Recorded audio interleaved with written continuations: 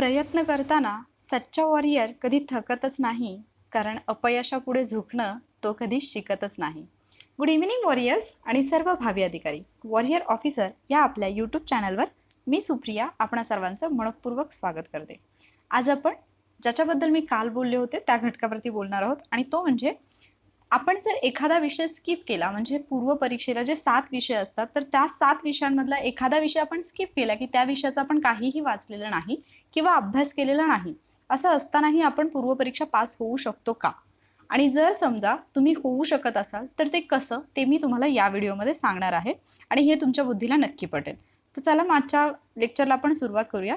त्यापूर्वी मला तुम्हाला हे सांगायचं आहे की कंबाईनमध्ये 65+ मार्क्स कसे घ्यावेत, त्याच्यासाठी तुमचं प्लॅनिंग काय असलं पाहिजे, कोणत्या सब्जेक्टला तुम्ही किती वेटेज दिलं पाहिजे, हे सांगणारा एक व्हिडिओ मी ऑलरेडी अपलोड केलेला आहे. जर तुम्ही तो पाहिला नसेल तर तो व्हिडिओ पाहून घ्या, कारण तो व्हिडिओ पाहिल्यानंतरच तुम्हाला हे समजेल की आपण कुठला विषय स्किप करायला हवा आणि तो स्किप केला तर आपण कशा पद्धतीने पास होऊ शकतो. त्यामुळे तुम्ही ते लेक्चरसुद्धा पाहून घ्या आणि जी तुम्हाला स्लाईड आत्ता दिसत आहे ही त्याच लेक्चरमधली स्लाईड आहे. ओके, तर डिस्क्रिप्शन बॉक्समध्ये तुम्हाला लिंक मिळेल, तर ते लेक्चर नक्की पाहून घ्या. आता आपण पाहूयात की आपण त्या लेक्चरमध्ये पाहिलं होतं की चालू घडामोडी, इतिहास, भूगोल, नागरिकशास्त्र, अर्थशास्त्र, सामान्य विज्ञान आणि अंकगणित व बुद्धिमापन चाचणी हे 7 विषय आपल्याला आहेत. त्या प्रत्येक विषयाचे आपण मिनिमम आणि मॅक्झिमम मार्क्स आपण किती घेऊ शकतो हे आपण डिसाईड केलं होतं आणि त्याच्यानुसार आपली अभ्यासाची स्ट्रॅटेजी आपण ठरवलेली होती, बरोबर? की मला या विषयामध्ये कमीत कमी किती मार्क्स मिळतील आणि जास्तीत जास्त किती मार्क्स मिळतील. आता हे सगळं तुमचं प्लॅनिंग झालं, त्याच्यानुसार तुम्ही अभ्यास सुरू पण केला असेल. मग आता मला सांगा, समजा तुम्ही याच्यातला एखादा विषय सोडूनच दिला. कोणता विषय सोडला?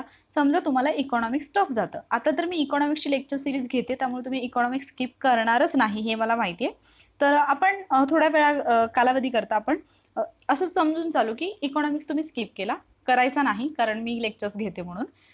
तर आपल्याला कसे मार्क्स मिळू शकतात, तरीसुद्धा आपण कसे क्वालिफाय होऊ शकतो हे आपण पाहणार आहोत. ओके, तर सगळ्यात पहिल्यांदा आपण पाहूया, जर इकॉनॉमिक्सचे आपण हे जे 9 ते 10 मार्क्स आहेत हे सोडून दिले तर आपण किती स्कोर करू शकतो. आता लक्षात घ्या, चालू घडामोडीला तुम्ही या स्लाइडमध्ये 10 ते 12 प्रश्न ठरवलेले आहेत. इतिहासला 9 ते 11, भूगोलला 13 ते 15, नागरिकशास्त्र 8 ते 9, सामान्य विज्ञान 9 ते 10 आणि अंकगणित बुद्धिमापन चाचणी 9 ते 10.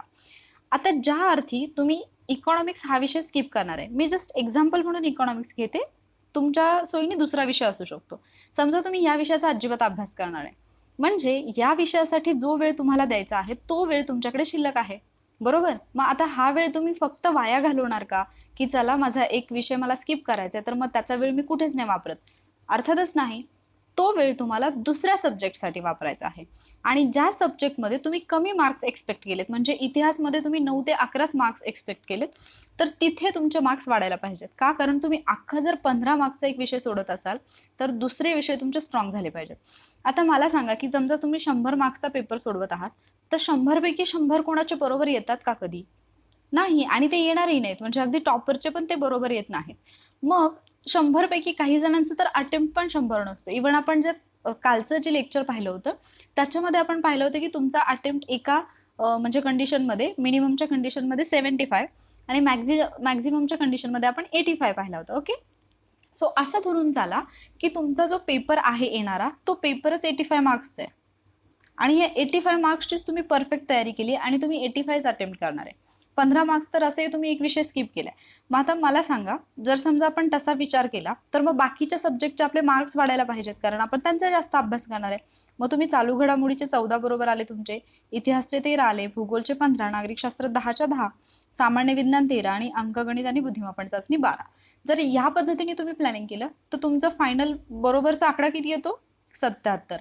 या 77 मधून असं पकडून चालू आहेत की 7च्या 7 मायनसमध्ये गेले वरचे, तरी तुमचे मार्क्स उरतात किती? 70. आणखी 5 मायनसमध्ये गेले असं जरी तुम्ही कन्सिडर केलं तरी सुद्धा तुमचे मार्क्स उरतात किती? 65. म्हणजे तुम्ही अशा पद्धतीने 65 स्कोर करू शकता. पण ही कंडिशन अशा विद्यार्थ्यांसाठी आहे की ज्यांना म्हणजे किती काही प्रयत्न केले तरी तो विषय समजतच नाही किंवा त्या विषयामुळे न्यूनगंड येत आहे की या विषयामुळे फक्त मी एक्झाम क्वालिफाय होऊ शकणार नाही अशी भीती वाटत आहे. अशा विद्यार्थ्यांसाठी हे थोडं रिस्की असू शकतं, पण जर तुम्ही स्मार्टली, व्यवस्थितपणे जर तुम्हाला कळलं की ह्याची टॅक्ट काय आहे, नक्की योग्य टेक्निक काय आहे, हे जर तुम्हाला समजलं ना, तर अर्थातच आता स्किप करायचं म्हणजे असं आहे का की या विषयाचं म्हणजे अजिबात बघायचंही नाही आणि एकही प्रश्न अटेम्प्ट करायचा नाही, तर नाही.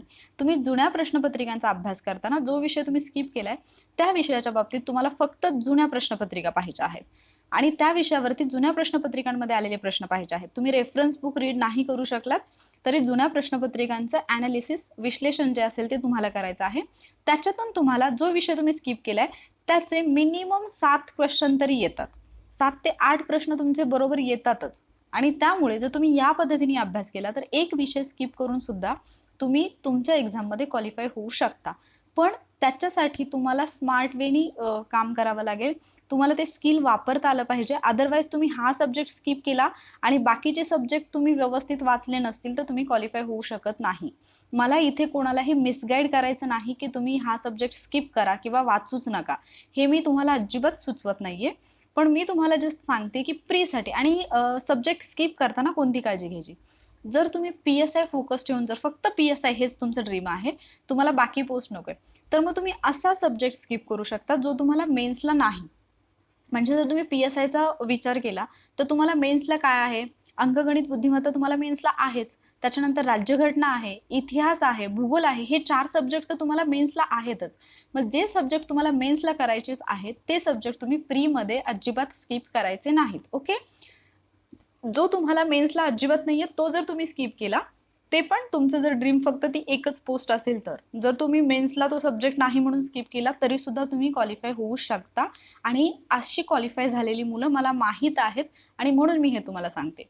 अदरवाईज कदाचित तुमच्यापैकी काही जण म्हणतील की मॅडम काही पण सांगतायत, उगीचच म्हणजे आमच्या अभ्यासामध्ये आम्ही भरकटलो पाहिजे असं काहीतरी सांगतायत. तर मी हे प्रत्येकासाठी सांगत नाही. मी तुम्हाला पुन्हा पुन्हा सांगते की जर तुम्ही एक सब्जेक्ट स्किप करणार असाल तर तुमचा बाकी सब्जेक्टचा अभ्यास एवढा परफेक्ट पाहिजे की तो एक सब्जेक्ट जो तुम्ही सोडलेला आहे त्याच्यामुळे जे नुकसान होणार आहे ते इकडे भरून निघालं पाहिजे. म्हणजे इकडचे तुमचे प्रश्न अजिबात नाही चुकले पाहिजेत. जर असं तुम्ही गेलात तर तुम्ही नक्की क्वालिफाय होऊ शकता. तुम्ही कसंही कॅल्क्युलेट करा. पण तुम्हाला तुमचा स्कोर माहिती पाहिजे की मला मिनिमम एवढे मार्क्स येऊ शकतात आणि मॅक्झिमम एवढे मार्क्स येऊ शकतात आणि त्याच्यावरूनच तुम्ही डिसाईड करू शकता आणि याच्यामध्ये तुमची एनर्जी सुद्धा सेव्ह होऊ शकते. सो आज दुपारी आणखी एक लेक्चर मी अपलोड केलेला आहे. आपण अर्थशास्त्राशी मैत्री करूया नावाचं एक सदर सुरू करत आहोत किंवा एक व्हिडिओ लेक्चर सिरीज सुरू करत आहोत. तर त्याच्यामध्ये तुमचं इकॉनॉमिक्स मी कंप्लीट करणार आहे. त्यामुळे इकॉनॉमिक्स स्किप करण्याचा विचार नका करू कारण तिथे तुमचं होऊन जाईल. अदरवाईज तुम्ही जर इकॉनॉमिक्सचे कुठलेही रेफरन्स बुक बघणार नसला आणि फक्त माझे लेक्चर्स जरी बघणार असला तरी सुद्धा लेक्चर्समधून तुमचे 9 ते 10 क्वेश्चन्स तुम्हाला कंबाईनमध्ये येणारे तुमचे कव्हर होऊन जातील. एकही बुक न वाचता 9 ते 10 क्वेश्चन्स तुमचे फक्त व्हिडिओ लेक्चर्समधून कव्हर होतील ह्याची गॅरंटी मी देते. सो तुम्ही इकॉनॉमिक्सच्या बाबतीत बाकीचा जो वेळ तुम्ही देता तो वेळ नाही दिलात तरी चालेल, पण जे उरलेले सब्जेक्ट आहेत 6 सब्जेक्ट त्याचा मात्र तुम्हाला जीव तोडून पुरेपूर अभ्यास करायचा आहे. ओके. सो आज दुपारी जे लेक्चर मी अपलोड केलेलं आहे ते तुम्ही पाहिलं नसेल तर पाहून घ्या. डिस्क्रिप्शन बॉक्समध्ये त्याची लिंक तुम्हाला मिळेल किंवा प्लेलिस्टमध्ये सुद्धा ते लेक्चर तुम्हाला मिळेल. आणि त्याचबरोबर जर तुम्हाला मी शिकवलेलं आवडत असेल, जर तुम्हाला माझे लेक्चर्स युजफुल वाटत असतील तर वॉरियर ऑफिसर या आपल्या यूट्यूब चॅनलला नक्की सबस्क्राईब करा.